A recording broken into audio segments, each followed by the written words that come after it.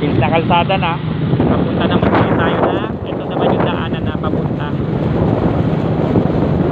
Punta rin, pwedeng punta. At pwede dito pagka kumaliwakan may intersection dito punta tsaka bagtas. Bypass road. Hindi ko sure kung kasama pa rin ko na Anyana.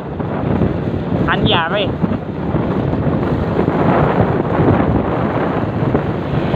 Ayan.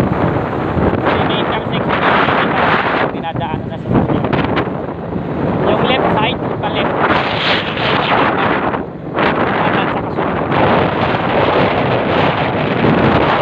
Ito naman kanan ay papunta din ng Punta Uno.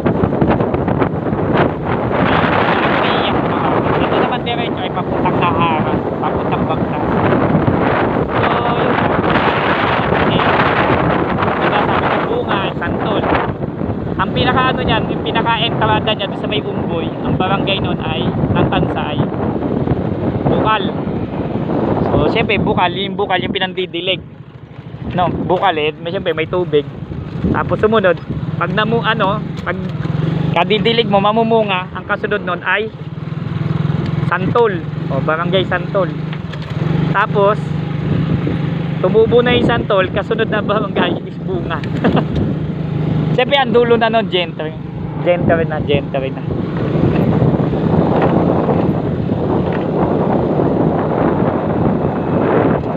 Ito yung papuntang Nahara.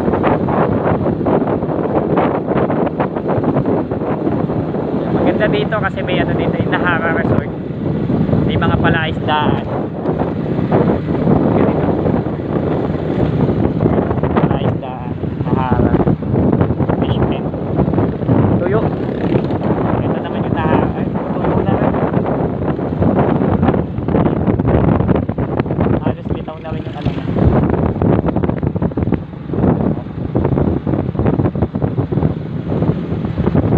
Bitaw na yung mga lupa. Halos. So maganda dito.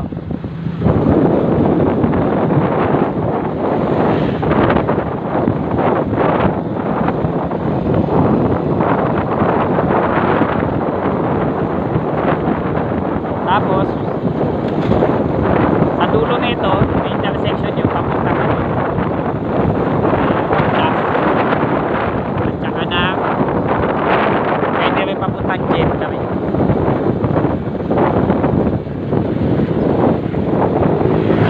Kala ko kaka-countdown naman.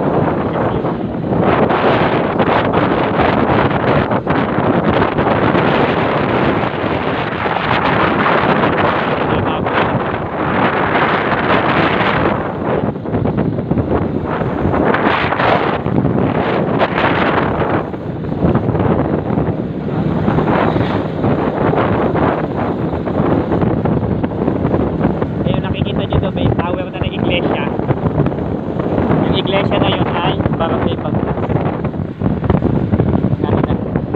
May mga poste.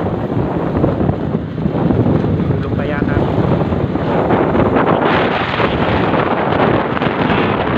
Gentry. Pinapista. Giordano. Tapia. Okay, so yun. So dito. Labas na natin dito ay papunta ng tawag yan Bagtas. Ililiit na ng kalsada. Magiging ano na kasi ito ka talaga guys ay daanan ng mga nag-harvest ng bagay o daang niya.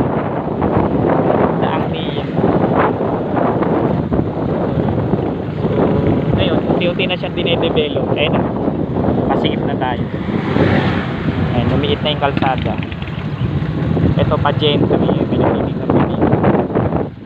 Papuntang Gentry.